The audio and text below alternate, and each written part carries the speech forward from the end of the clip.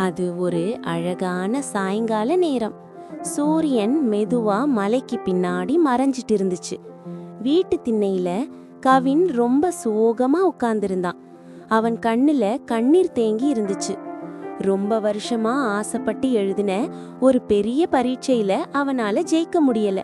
அந்த தோல்வி அவனை ரொம்பவே உடைச்சு போட்டுடுச்சு. கவின் சோகமான குரலில், பாட்டி, எனக்கு வயசாயிடுச்சு பாட்டி. என் கூட படிச்ச ஃப்ரெண்ட்ஸ் எல்லாம் வாழ்க்கையில எங்கேயோ போயிட்டாங்க. எனக்கான நேரம் முடிஞ்சிடுச்சுன்னு தோணுது. இனிமேல் என்னால எதை சாதிக்க முடியும்? எனக்கு எல்லாமே போச்சு பாட்டி. பக்கத்துல பூ கட்டிட்டு இருந்த பாட்டி கவின் சொன்னதை கேட்டு வேலையை நிறுத்தினாங்க. மெதுவா அவன் பக்கத்துல வந்து அவனோட தோளை தட்டி கொடுத்தாங்க. தூரத்துல மறையிற அந்த செந்நிற சூரியனை அவனுக்கு காட்டி ரொம்ப நிதானமா பேச ஆரம்பிச்சாங்க. பாட்டி அன்பான குரலில், கண்ணா, அங்க பாரு, சூரியன் மறையறத பார்த்து நாம யாரும் உலகம் முடிஞ்சிடுச்சுன்னு நினைக்கிறதில்லையே.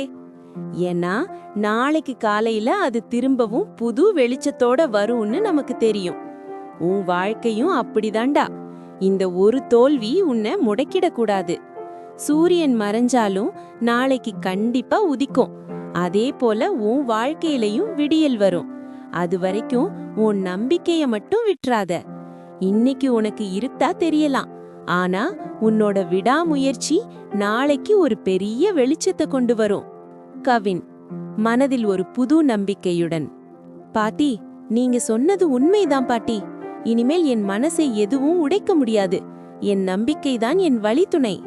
விவரிப்பாளர், பாட்டி சொன்ன இந்த சின்ன விஷயம் கவினோட மனசுல ஒரு பெரிய மாற்றத்தை உருவாக்குச்சு. அவனோட பயமெல்லாம் போய் புதுசா ஒரு நம்பிக்கை பிறந்துச்சு. அவன் மெதுவா எழுந்து கண்ணீரை தொடச்சிக்கிட்டு அடுத்த வேலைய பார்க்க தைரியமா கிளம்பினான். நம்பிக்கையுடன் கிளம்பிய கவினை கண்டு பாட்டியும் மகிழ்ச்சியுடன் விடை கொடுத்தார்கள். வீடியோ பிடிச்சிருந்தா லைக் பண்ணு, சப்ஸ்கிரைப் பண்ண மறக்காதே.